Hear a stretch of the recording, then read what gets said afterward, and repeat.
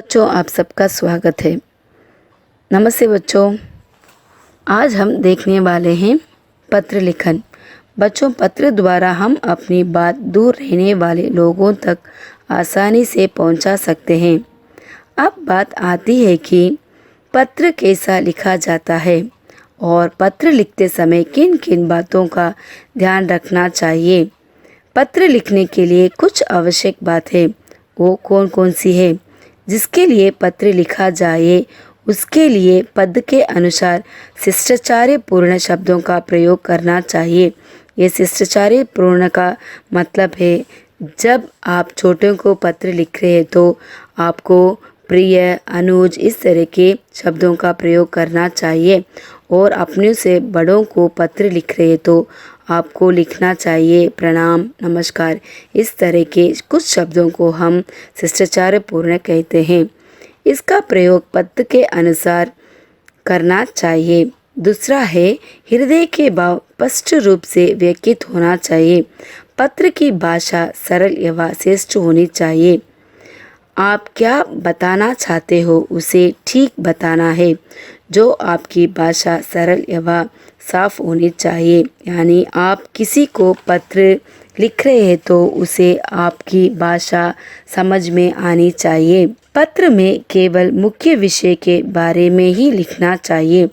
जो बात बताने वाले हो चाहते हो उसे आपको उस पत्र में लिखना चाहिए। पत्र प्राप्तकर्ता के आयु, संबंध, योग्यता आदि को ध्यान में रखते हुए भाषा को प्रयोग करनी चाहिए।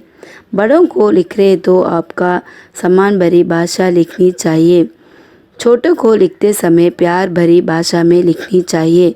अब आते हैं पता, जानते हैं पता में आप लिखते हो तो पहले प्रेषक लिखोगे। प्रेषक का मतलब है पत्र भेजने वाला है, और दूसरा है प्रापक को हम कहते हैं जो पत्र को प्राप्त करने वाला है। हम इन दोनों का पता या नाम स्पष्ट रूप से लिखना चाहिए। आपकी पता और नाम सही नहीं लिखे तो आपकी पत्र सही स्थान नहीं पहुंच सकती है। इसीलिए आपको पत्र में नाम और पता साफ सुथर से लिखना चाहिए। अब देखेंगे पत्र कितने प्रकार के होते हैं। पत्र 2 प्रकार के होते हैं। वो लिखने के तरीका भी दोनों का अलग अलग होता है। एक है औपचारिक पत्र, यानी हम कहते हैं ऑफिशियल पत्र, और दूसरा है अनौपचारिक पत्र, इसको हम कहते हैं अनऑफिशियल का नाम देते हैं।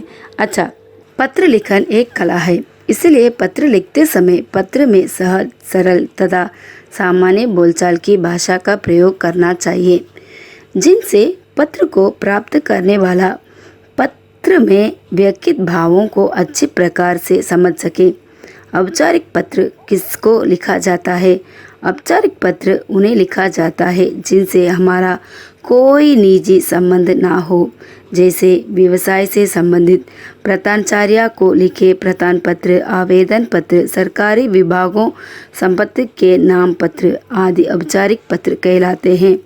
अनौपचारिक पत्र उन लोगों को लिखा जाता है जिनसे हमारा व्यक्तिगत संबंध रहता है।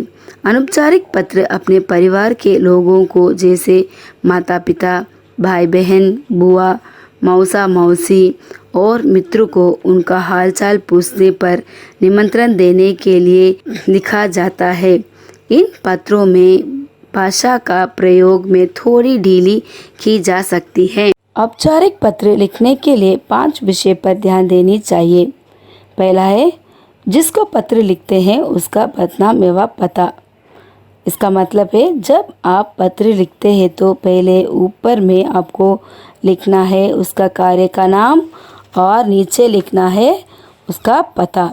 विषय, पदनाम और पद लिखने के बाद हम विषय को लिखनी चाहिए। तीसरा है संबोधन।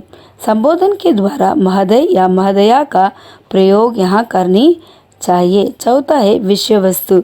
विषय वस्तु होता है जो आप विषय लिखते हैं उसके बारे में डिटेल से लिखना चाहिए।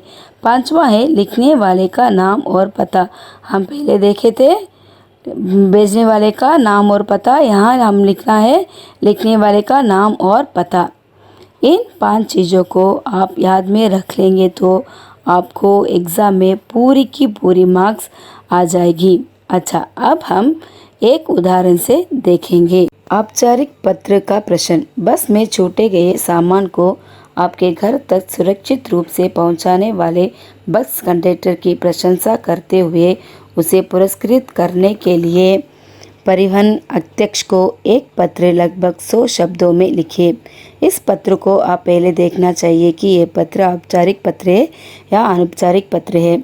यहाँ परिवहन अध्यक्ष को पत्र लिखने का बोध होता है, तब आपको ये मालूम पड़ना चाहिए कि ये औपचारिक पत्र में लिखना चाहिए। अब लिखने का ढंग देखेंगे। पद नाम एवं पता लिखना होगा। महाप्रबंधक महोदय, दिल्ली परिवहन निगम, पीतमपुरा, दिल्ली दिनक। हम इस पता को मेरे प्रश्न के अनुसार मैं ली हूँ। आपको आपका प्रश्न के अनुसार आपको ये पता बदली करना पड़ेगा। ये दिनक, किस तारीख में आप ये पत्र लिख रहे हो उस तारीख का इस्तेमाल यहाँ कर सकते हो। विषय, बस संख्या DLIP 3845। मैं यहाँ एक नंबर ली हूँ, आपको चाहे तो कुछ भी नंबर आप डाल सकते हो। के कंडक्टर की प्रशासन हेतु पत्र। दूसरा हम देखेंगे संबोधन। संबोधन में हम देखेंगे यहाँ हमारे ऊंचे अधिकारी को हम प्रणाम करते हैं तो हम यहाँ लिखना पड़ेगा महोदय। विषय वस्तु, वहाँ हम जो विषय लिखे थे उसके बारे में डिटेल से लिखेंगे। मुझे बात की सूचना देते हुए अपार हर्ष हो रहा है कि दिल्ली परिवहन निगम के बस संकलिया DLIP 3845 के कंडक्टर रामकृष्ण शर्मा ने कल अत्यंत प्रशंसनीय तथा साहसिक कार्य किया। एक व्यक्ति जिसने अपनी बेटी की शादी के लिए गहने खरीदे, ये उस बस में बैठा था। थोड़ी देर में वक्त चिल्लाया कि कोई उसका बैग छीनकर बस से बाहर कूद गया है। कंडक्टर ने तुरंत बस रुकवाई और उस व्यक्ति के पीछे दौड़े और पकड़ लिया। ये सब देखते देखते मैंने अपने सामान बस में ही भूल गया। शाम के समय रामकृष्ण जी ने मेरा सामान लेकर मेरे घर तक आ गए।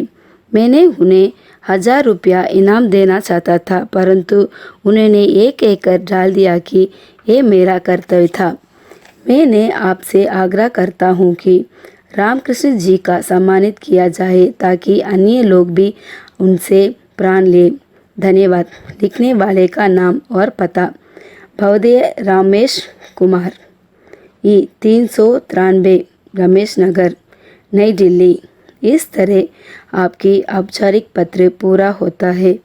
आपको इस 5 पॉइंट में लिखने पर आपका पूरा मार्क्स आपको मिल जाएगी। अनौपचारिक पत्र का एक उदाहरण देखेंगे। 175 नया मोहल्ला, जयपुर, राजस्थान, दिनांक 2 अक्टूबर 2011। प्रिय रीना, सप्रेम नमस्ते।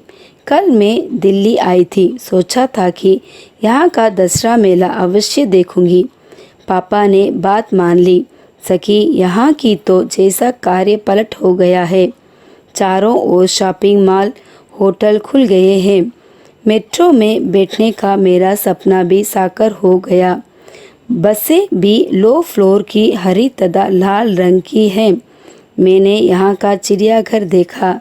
तुम भी साथ होती हो तो और भी मज़ा आता। मेरे मामा जी यहीं रहते हैं।